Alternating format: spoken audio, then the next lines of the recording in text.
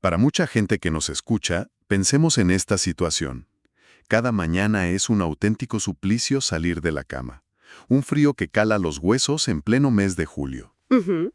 Perder pelo a puñados en la ducha y vivir con una niebla mental tan densa que recordar un número de teléfono parece alta matemática. Sí, es una pesadilla diaria para muchos.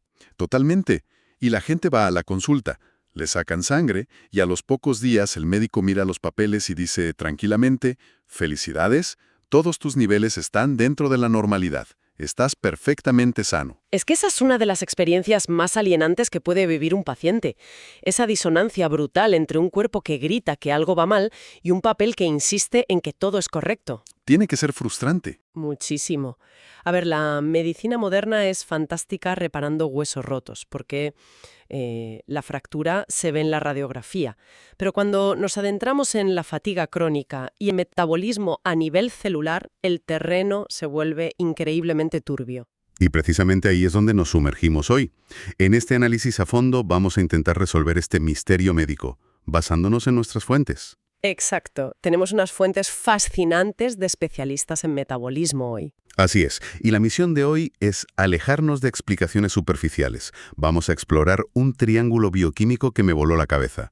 La conexión oculta entre la glándula tiroides, el sistema inmunitario y un nutriente tan cotidiano como escurridizo, que es la vitamina B12. Un micronutriente que, fíjate, tiene literalmente el poder de paralizar un cuerpo entero o de devolverle toda su energía. Es alucinante. Este recorrido cambiará la forma en que quienes nos escuchan entienden la nutrición. No se trata solo de qué comemos. No, para nada. Nos obliga a mirar la salud desde la ingeniería biológica. Se trata de la compleja mecánica celular que procesa ese alimento. Vale, vamos a desgranar todo. Porque para entender el colapso tenemos que empezar por el motor principal del metabolismo, que es la glándula tiroides. Eso es.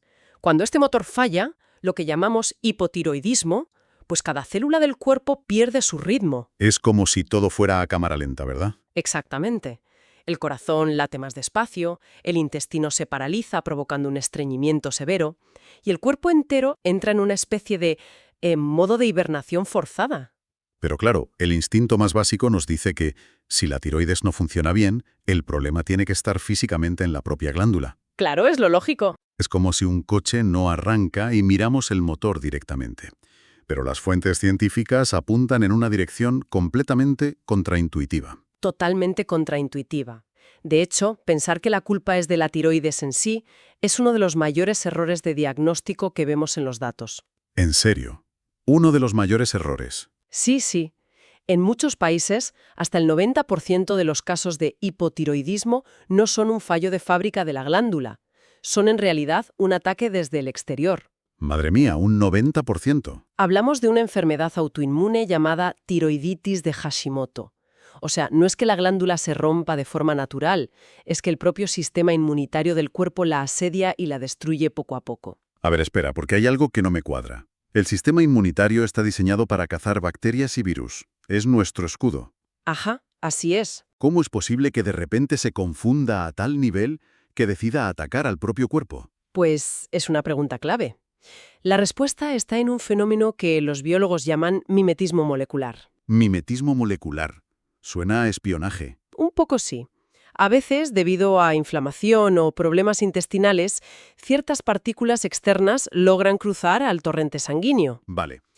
El sistema inmunitario las detecta como invasores, que es su trabajo, y crea anticuerpos para destruirlas. El drama ocurre cuando la estructura molecular de esas partículas invasoras es casi idéntica a la estructura del tejido de la tiroides. O sea, que se parecen tanto que el cuerpo se confunde. Exacto. Los anticuerpos son como misiles teledirigidos, pero no saben distinguir. Ven la tiroides, piensan que ahí está el invasor y abren fuego. Es un trágico caso de fuego amigo por culpa de un disfraz, básicamente. Así es. Y la respuesta médica tradicional ante esto suele ser dar una pastilla, la levotiroxina. Claro, la famosa pastilla para la tiroides. Para entender esto, imaginen la tiroides como una gran planta eléctrica. Esta planta produce una hormona llamada T4. La T4. Pero, por lo que leí en las fuentes, la T4 es solo la materia prima, está inactiva. Para que encienda las luces del cuerpo, tiene que transformarse en T3, que ya es la hormona activa. Ese es el punto crítico. Entonces, Si le damos al paciente pastillas de levotiroxina, que es T4 sintética, en realidad solo estamos inundando la fábrica de materia prima inactiva. Y el cuerpo se queda esperando a que alguien procese todo ese material. Porque esa transformación de inactiva a activa requiere una maquinaria enzimática espectacular. ¿Cómo funciona exactamente? Entra en juego una enzima llamada desyodasa. Su único trabajo es acercarse a la molécula de T4, que tiene 4 átomos de yodo, y arrancarle exactamente un átomo de yodo para convertirla en T3. O sea, literalmente le quitan un ladrillo estructural para encender la chispa. Eso es. Suena un proceso bastante automático. Bueno, lo parece, pero es brutalmente delicado. Esa enzima no funciona sola. Necesita que un operario especializado le dé permiso para actuar. ¿Y quién es ese operario? Ese operario es el mineral selenio. Si hay deficiencia de selenio en el organismo, la enzima se paraliza por completo. Madre mía. O sea que puedes tomar todas las pastillas del mundo, que no sirve de nada. Nada de nada. La materia prima se amontona en la puerta de la célula, pero la conversión a energía real jamás ocurrirá sin selenio. Y el selenio es solo el principio. Toda esta cadena de montaje necesita yodo para construir la hormona, necesita zinc, necesita hierro. Sí, es un equipo completo de minerales. Y hay un componente del que se hablaba en las charlas que me pareció fascinante. El glutatión. Es como el antioxidante maestro del hígado. Ah, sí, el glutatión es fundamental. Y para fabricarlo necesitamos azufre. Si no comemos suficiente azufre, no hay glutatión. El estrés oxidativo oxida toda la fábrica y el sistema colapsa. Esa es la cruda realidad bioquímica. Sin esos cofactores minerales, la tiroides no es más que una fábrica clausurada, por mucha pastilla que tomes. Aquí es donde la investigación da un giro y se pone realmente interesante. Supongamos que reparamos todo esto. Vale, fábrica rellada. Exacto. El sistema inmunitario se calma, tenemos selenio, yodo, y la glándula produce raudales de hormona T3 activa. Las luces están encendidas. Ajá. Y sin embargo, el paciente sigue sintiéndose exhausto, con frío constante y la mente nublada. ¿Dónde se pierde la energía si la planta eléctrica ya funciona? Pues se pierde en el cableado. Y este es el gran punto ciego en la medicina metabólica actualmente. El cableado. Resulta que un 40% de los pacientes diagnosticados con hipotiroidismo sufren en realidad de una profunda deficiencia de vitamina B12. Un 40%. Es muchísima gente. Es una barbaridad. Y lo que convierte esto en un laberinto de pesadilla para los médicos es que los síntomas de la falta de B12 imitan milimétricamente al hipotiroidismo. Claro, la fatiga extrema, el hormigueo, el frío. Exacto. El deterioro de la memoria, esa sensación perpetua de estar congelado, todo es idéntico. Es el camuflaje clínico perfecto. El paciente va a revisión, sus niveles de tiroides están estables por la pastilla, el médico le da el alta, pero la persona siente que pesa 1 tonelada. Literalmente. Y para visualizar por qué la B12 hace esto, vamos a volver a tu analogía de la planta eléctrica. Venga. Si la tiroides genera la electricidad, la vitamina B12 es la encargada de mantener el aislamiento de los cables por donde viaja esa corriente. Vale, el plástico que recubre el cable de cobre. Una analogía biológicamente muy exacta. La B12 es fundamental para crear y mantener la mielina. La mielina. Eso es. La mielina es esa funda protectora que envuelve los axones de nuestras neuronas. Sin la vitamina B12, esa funda se corroe y se desintegra. Y claro, cuando un cable eléctrico pierde su aislante y toca a otro, pues hay un cortocircuito. Eso es exactamente lo que ocurre dentro del cuerpo. Los impulsos eléctricos del cerebro saltan o se disipan por ahí. ¡Guau! Ese cortocircuito explica los síntomas tan extraños de estos pacientes. El hormigueo incesante en las manos y los pies, la pérdida de equilibrio. Claro, y esos episodios de depresión súbita. Y esa aterradora niebla mental donde no puedes hilar 2 pensamientos. Justo. No es falta de energía, es que la señal eléctrica sencillamente no llega a su destino. Pero por lo que vimos en las fuentes, el estrago no termina solo en el sistema nervioso. La B12 también juega un papel vital en la fábrica de la sangre. Sí, en la médula ósea. Es otro escenario crítico. Cuando las células de la médula intentan fabricar glóbulos rojos, necesitan copiar su ADN de forma inmaculada, ¿no? Y sin B12, ese proceso es un caos. Es un fracaso absoluto. La división celular falla estrepitosamente y desencadena lo que se conoce en medicina como anemia megaloblástica. Que el nombre ya suena grave. Sí, mecánicamente, al no poder dividir bien su ADN, las células precursoras no pueden formar glóbulos rojos normales, empiezan a crecer y crecer para compensar el error. Hasta convertirse en glóbulos rojos gigantes y amorfos. Torpes e inútiles, sí. Básicamente vehículos de transporte de oxígeno que no caben por las carreteras del cuerpo. Efectivamente. Son tan voluminosos y poco elásticos que se atascan en los capilares más pequeños. Y lo peor es que son extremadamente frágiles. Se rompen. Al chocar por el torrente sanguíneo, estos glóbulos gigantes estallan y mueren de forma masiva y prematura. Y cuando un glóbulo rojo estalla, derrama su contenido, liberando bilirrubina. Ajá, la famosa bilirrubina. Ese es el motivo por el cual la piel de alguien con una deficiencia severa de B12 o la parte blanca de sus ojos adquiere ese tinte amarillento macabro. Exacto. Es el residuo visible de millones de células reventando por un error genético microscópico. Y todo por la falta de un solo nutriente. Es trágico. El cuerpo se asfixia por dentro rogando oxígeno, mientras el paciente a lo mejor recibe un diagnóstico genérico de estrés o ansiedad. Es muy común que pase eso, sí. Y esto nos empuja a la contradicción más grande de toda esta historia. Lo irónico es que la B12 no es un nutriente exótico. No, para nada. Está en un filete de ternera, en los huevos, en el pescado azul. Entonces, si nuestra cultura come tantos productos animales, ¿cómo es posible que el 20% de las personas mayores de 60 años tengan niveles tan bajos? Es una paradoja tremenda. Si me como un chuletón inmenso, asumo que me estoy llenando de B12, ¿no? Claro, ese es el gran engaño de la digestión humana. O sea, comer no es ni de lejos lo mismo que absorber. Dale, explícanos esto. El viaje de la B12, desde que entra por la boca hasta que llega a la célula, es literalmente la carrera de obstáculos más compleja de nuestra fisiología digestiva. Una carrera de obstáculos. Sí.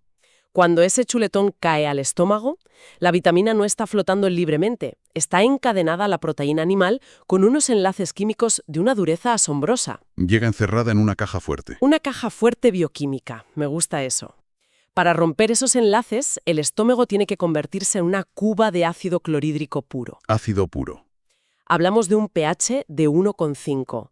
Es una acidez tan brutal que podría disolver una cuchilla de afeitar. Solo ese fuego químico quema las cadenas y libera la vitamina. Y aquí es donde chocamos contra el muro de la vida moderna, porque ¿qué pasa si alguien sufre de acidez y lleva años tomando pastillas como el omeprazol? Pues pasa que ese paciente apaga el fuego químico por completo. Madre mía. El omeprazol y los antiácidos en general bloquean las bombas de protones del estómago. El estómago se vuelve un entorno dócil. Claro, sin ácido las cadenas de la proteína no se rompen. Exacto. Y la B12 pasa de largo por todo el tracto digestivo, completamente encerrada. Se expulsa sin aportar un solo beneficio. Es nutrición invisible. Ese es el primer obstáculo. Pero es que, según las fuentes, incluso si logras liberarla con suficiente ácido, la vitamina no sabe nadar sola por el intestino. En absoluto. Es muy dependiente. Una vez libre, las paredes del estómago tienen que fabricar un vehículo especial. Un vehículo. Una glucoproteína, le llamamos factor intrínseco. La B12 se une a este factor como si fuera un billete VIP y tienen que viajar juntitos 7 metros por el intestino delgado. Hasta llegar a la última parada. El ilion. Solo allí existen los receptores específicos que reconocen este pase VIP y dejan que la vitamina cruce a la sangre. Es una coreografía tan frágil que asusta. Quiero decir, si tienes inflamación intestinal, por celiaquía o por una enfermedad de Crohn, ese último tramo está dañado y las puertas están cerradas. Las puertas se cierran, sí, y la vitamina se pierde. Pero lo que me resulta verdaderamente preocupante son los saboteadores silenciosos. Mencionaste los antiácidos, pero hay medicamentos que salvan vidas que también cortan este circuito. Así es. Tomemos el caso de la metformina. Un medicamento súper común. Pero interfiere mecánicamente con la absorción de calcio en el intestino. ¿Y qué tiene que ver el calcio aquí? Pues adivina. Ese receptor del ilion que valida el pase VIP de la B12 necesita calcio para funcionar. Sin calcio, la puerta no se abre. Y la vitamina vuelve a pasar de largo. Es increíble. Oye, hay un detalle antropológico que apareció en la investigación que rompe muchísimos mitos. A ver, cuéntame. Siempre hemos asociado la B12 a la carne. Creemos que la vaca o el cerdo fabrican esa vitamina por sí mismos. Pero resulta que es falso. Totalmente falso, ¿sí? Ningún animal ni ninguna planta en la faz de la Tierra tiene la maquinaria genética para crear B12. Es un dato que suele sorprender muchísimo. La B12 es fabricada exclusivamente por ciertas bacterias y arqueas. Microorganismos. Microorganismos invisibles que viven en la tierra, en el suelo. Evolutivamente, los herbívoros obtenían su B12 porque, al arrancar la hierba, masticaban restos de tierra. Tierra llena de bacterias. Eso es, esas bacterias colonizaban sus estómagos y les producían la vitamina desde dentro. Pero claro, hoy en día la industria alimentaria ha cambiado las reglas del juego. La mayoría del ganado no ve un prado abierto en su vida. Tristemente no. Se crían en establos súper higienizados y comen piensos a base de soja o maíz. Nunca tocan la tierra real. Lo que nos lleva a una situación casi absurda. Los propios animales que usamos como fuente de B12 tienen deficiencia de B12. Sí, a menos que el ganadero le inyecte el suplemento al animal directamente. Básicamente, estamos consumiendo carne biológicamente empobrecida. Todo esto dibuja un panorama alarmante. Pero leí que el cuerpo humano tiene un mecanismo de defensa espectacular para esto. El hígado, nuestro gran salvavidas. Exacto. El hígado no guarda B12 para 2 días, ¿verdad? Que va, puede almacenar entre 1000 y 2000 veces la cantidad diaria requerida, que es una dosis minúscula de 2,4 microgramos. Es un diseño de supervivencia brutal para épocas de hambruna. Pero en el contexto moderno, actúa como una bomba de relojería. Es una trampa, sí. Pensemos en esto. Alguien empieza a tomar omeprazol hoy, o desarrolla una inflamación intestinal hoy. Su capacidad de absorber cae a 0. De golpe. Pero no va a notar nada. Mañana se levantará bien, y al mes siguiente también, porque el hígado empieza a gotear silenciosamente sus reservas. Y ese goteo puede durar años, fácilmente de 2 a 5 años hasta que el depósito se quede seco del todo. 2 a 5 años. Para cuando la persona empieza a arrastrar los pies, pierde el equilibrio o entra en depresión, el daño en la mielina lleva un lustro gestándose en las sombras. Y cuando finalmente llega el colapso y van al médico pidiendo respuestas, se encuentran con el obstáculo final, la prueba de sangre estándar. Ay, la analítica estándar. Si te miden la B12 sérica en un análisis normal, los resultados suelen estar entre 200 y 900 picogramos por mililitro, y te dicen que está sano. Ese análisis es una de las mayores ilusiones de la medicina básica actual. ¿Por qué engaña tanto? Porque medir la B12 flotando en el suero sanguíneo no te dice absolutamente nada sobre si la vitamina está realmente entrando en las células. Ya, claro. Es como mirar camiones de combustible pasando por la autopista. Que haya muchos camiones no garantiza que hayan entregado la gasolina en la estación que lo necesita. Me encanta esa metáfora. Entonces, ¿cómo sabemos si la gasolina ha entrado en la célula para hacer el trabajo sucio en el motor? Pues hay que mirar los residuos. Cuando la célula no tiene B12, su metabolismo interno se atranca y empieza a generar un humo de escape tóxico. Humo de escape. Científicamente, ese humo son 2 marcadores que podemos medir, la homocisteína y el ácido metilmalónico. Ah, el ácido metilmalónico. Piensen en esto como el humo negro y denso que sale de un tubo de escape estropeado. Exactamente. Si el motor de la célula no tiene B12 para que la combustión sea limpia, el motor falla y empieza a arrojar este humo ácido a la sangre. Es una forma brillante de verlo. Si un médico pide una analítica y ve que ese ácido o la homocisteína están disparados, se acabó el debate. Ya no importa lo que diga la B12 general. No importa nada. Ese humo negro confirma matemáticamente que las células están asfixiadas, rogando vitamina y no recibiéndola. Y una vez detectado el incendio, ¿cómo se apaga? Si el estómago no tiene ácido y las puertas del intestino están cerradas, tragar pastillas no parece tener sentido. Y no lo tiene. Por eso, en deficiencias severas, el protocolo médico salta todo el sistema digestivo usando inyecciones intramusculares. Directo al músculo. Sí, al inyectar la vitamina en el músculo, cruza al torrente sanguíneo de inmediato. Es un atajo de emergencia vital.